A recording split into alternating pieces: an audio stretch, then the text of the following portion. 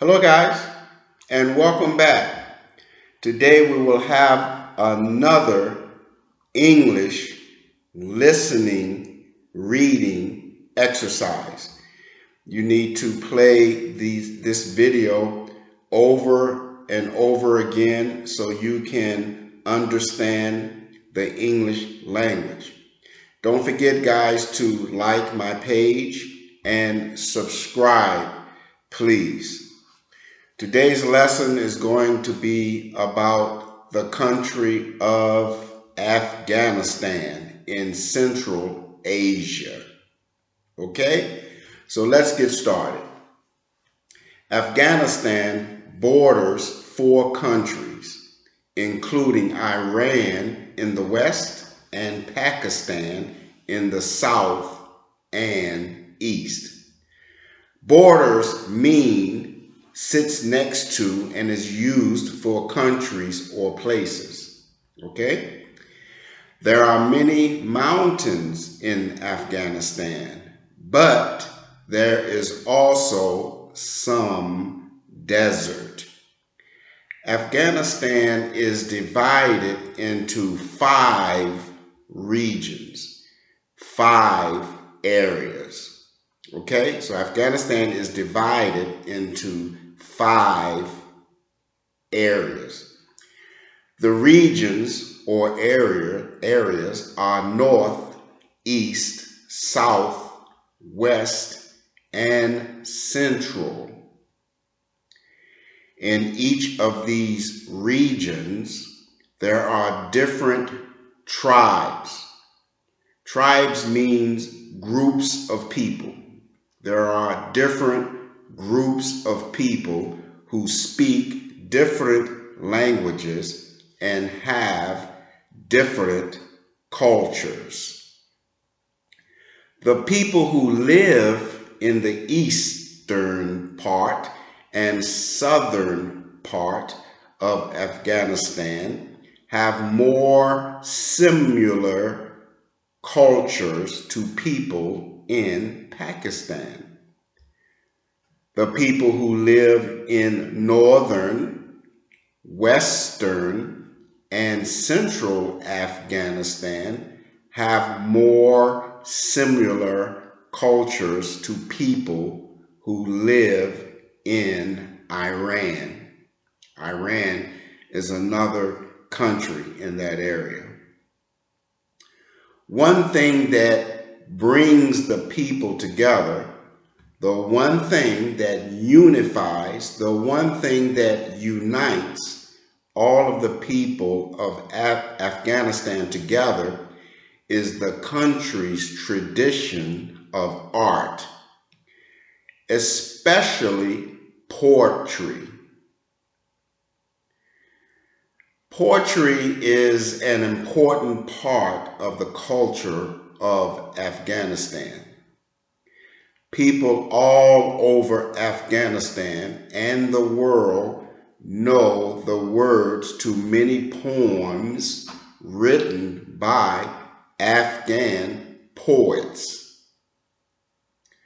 The poetry of Afghanistan is often used in schools and as a form of education for the Afghan children.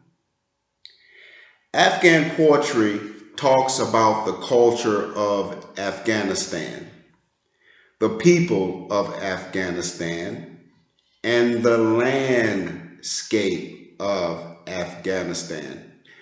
Landscape means what the country looks like, the landscape of the country.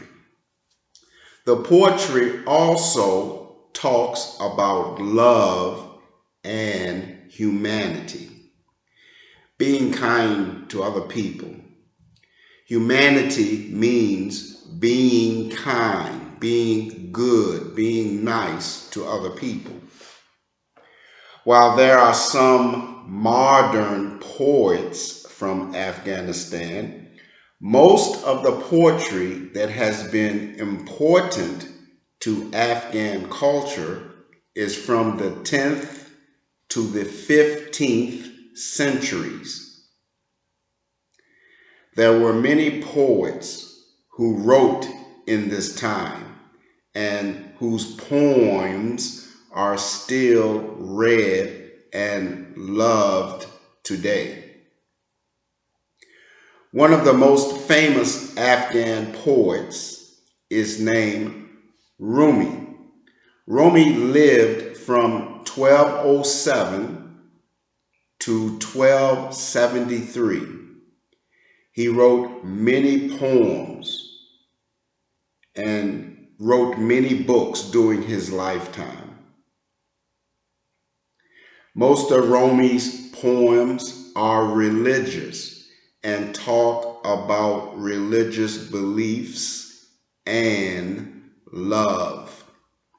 His poems were originally written in Persian.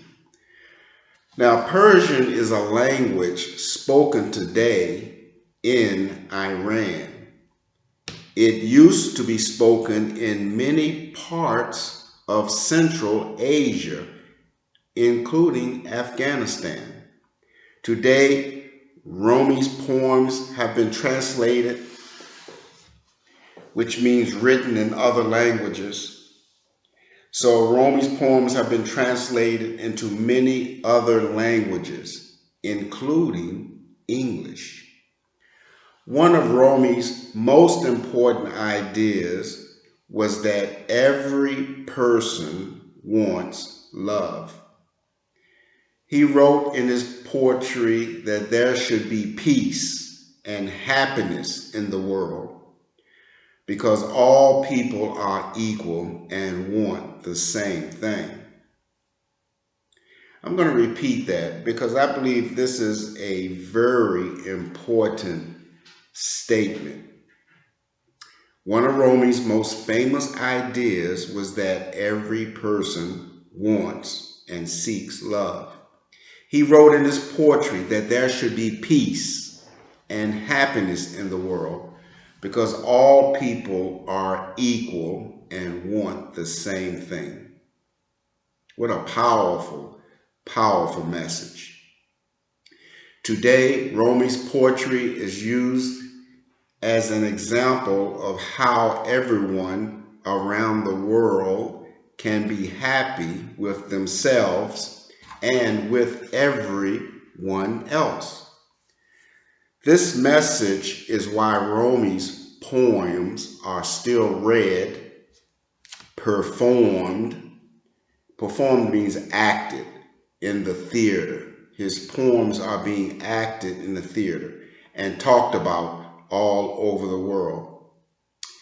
If you like this reading, listening English exercise, please put a like on my page and also subscribe.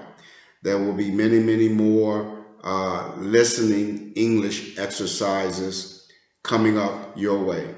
Again, thank you for listening to this listening English exercise, and I will see you next time. Okay? Bye.